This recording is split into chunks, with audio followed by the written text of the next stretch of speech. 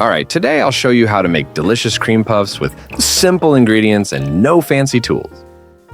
Start by stirring the water and salt together. It's the first step in making choux pastry. Next, add the butter. Chopping it into small pieces helps it melt quicker. Choux pastry is best made over medium heat to achieve a smooth, even texture. High heat can burn the dough, while low heat might lead to lumps. Let the butter melt, which should take about a minute. Then give it a good stir to make sure the butter is evenly mixed into the water. Once you see the mix just starting to boil, take the flour and add it into the pot. Start mixing right away. I like using a wooden spoon because it offers better leverage and control for kneading thick dough.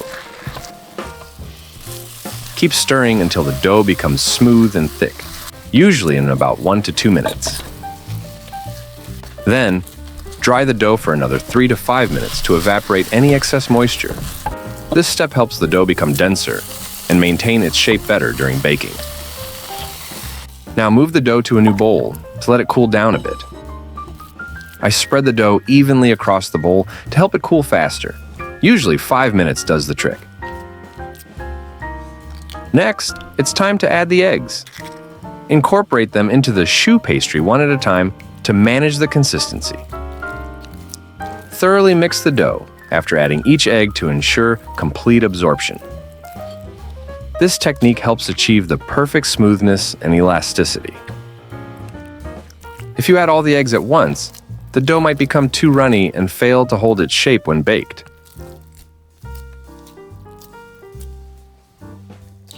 Add the last egg gradually. Beat it in a separate bowl first, then slowly mix it into your dough in small batches. This method helps you control the consistency more effectively, which is important because the size of eggs can vary, and sometimes 3 might be too much.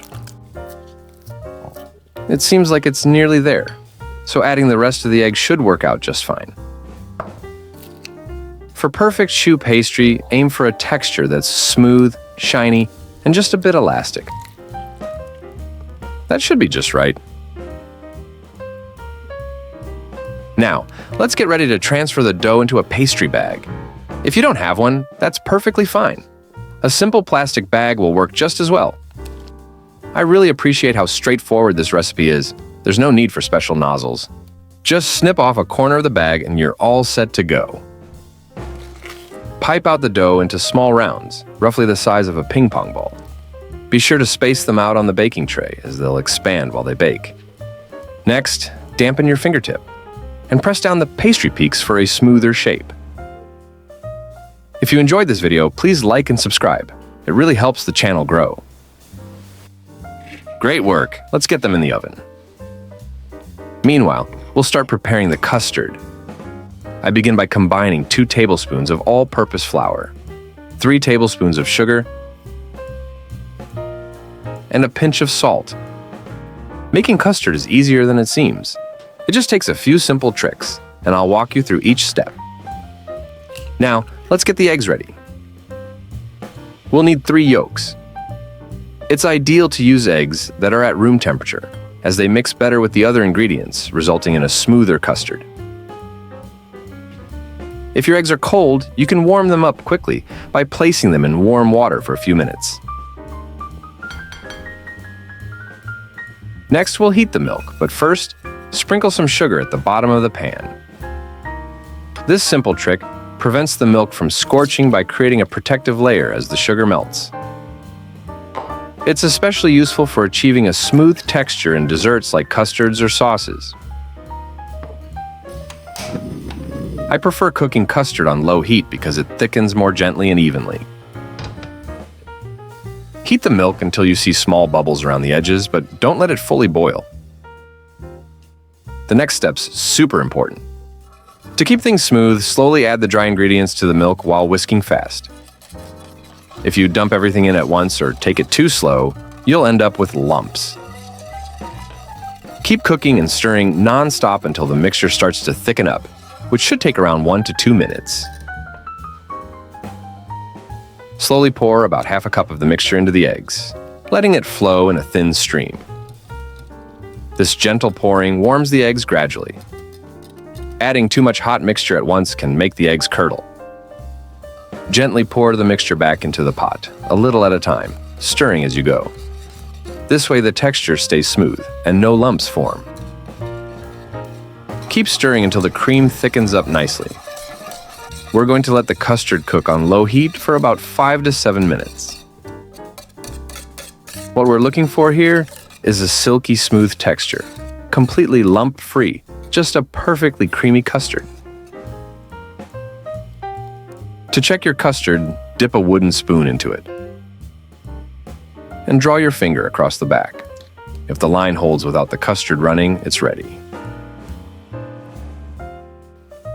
Once you take the pan off the heat, feel free to stir in a little vanilla extract to enhance the flavor.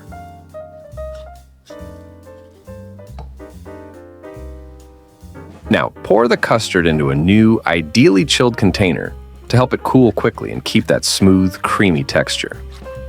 I use a sieve for this step. It catches any little lumps, ensuring the custard comes out perfectly silky and uniform.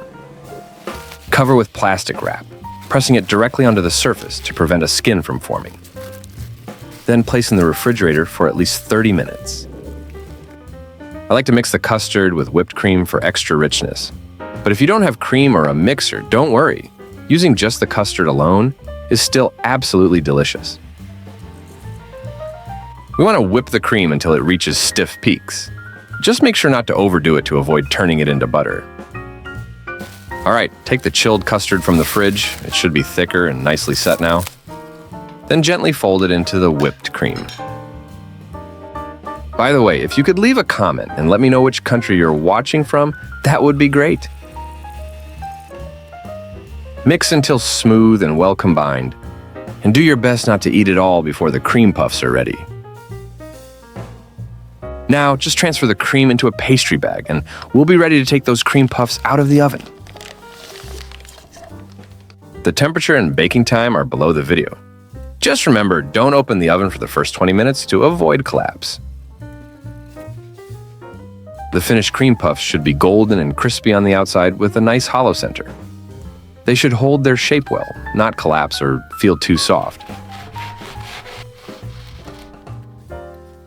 When you cut one open, you'll see a light, airy inside with a perfectly crisp outer layer. If you haven't eaten the cream yet, just fill the cream puffs and enjoy the crispy, slightly salty exterior with the delicate custard inside. And that does it for this episode. Thank you for joining me. If you like this video, hit subscribe. See you next time.